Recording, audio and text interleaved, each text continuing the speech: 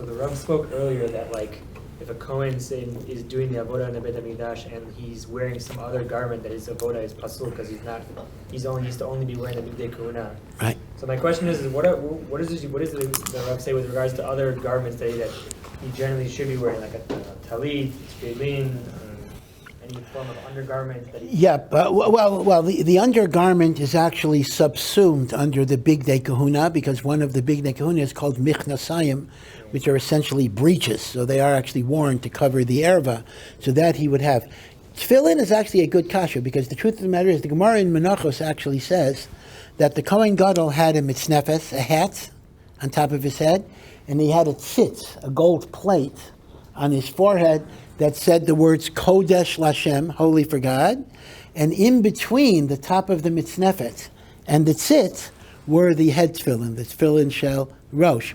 So the Gemara clearly presupposes the idea that during the avoda itself, the Kohen Gadol, that's going to be the question. The Kohen Gadol wore tefillin with his bigdei kahuna, right? Clearly.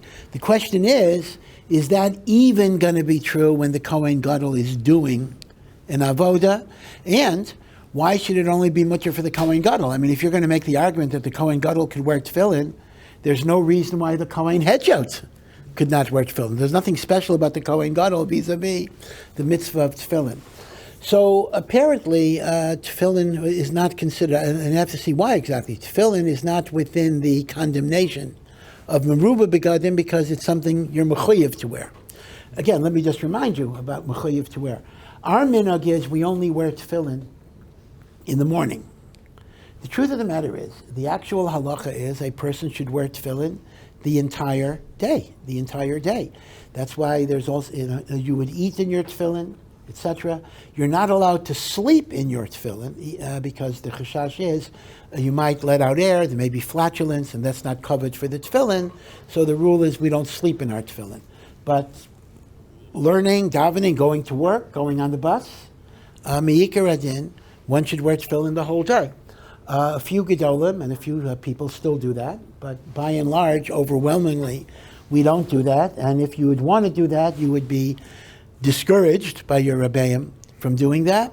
And the reason that's given is that this is part of Yeridat Hadorot, that we can no longer have the concentration or the kavana for long periods of time, so we keep it down to the minimum. So as a result, when we were functioning that you should wear tefillin the whole day, that would even apply to the Kohen in the Beis Hamikdash. Now there is a group, just as a digress here, there is a group, we've spoken about this before, and I'm sure you know about it anyway. They're called the Zilberman Group.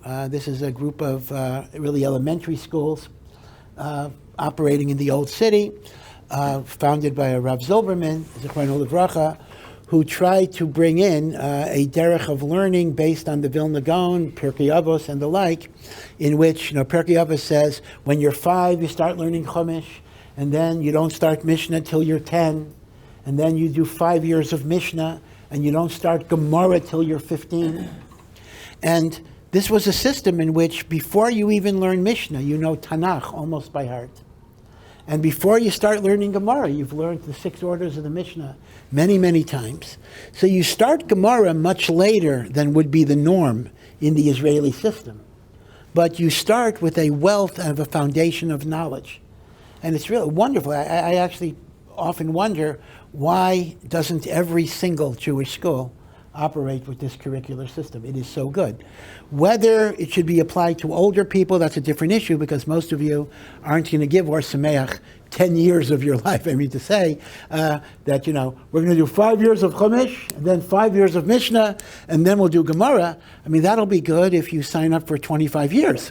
If you're coming for 1 year, we have to kind of change the program a little bit. But when you're younger, I see no reason why Zilberman should not be the norm. But the reason I'm mentioning Zilberman right now is not because of the learning program, although I love it a lot, but because they also have the minhag that the bar mitzvah kids wear tefillin the whole day. And it's so sweet. They wear tefillin, and even when it's almost Shabbos, they're still wearing tefillin until right before Shabbos. They're already dressed for Shabbos. They look very like angels. Gleaming white shirts and tefillin, and it's a beautiful thing, and they're trying to go back to the minhag of the Vilna Gaon. But as I say, for most of us, it's not our madrega, so we're not encouraged to do that.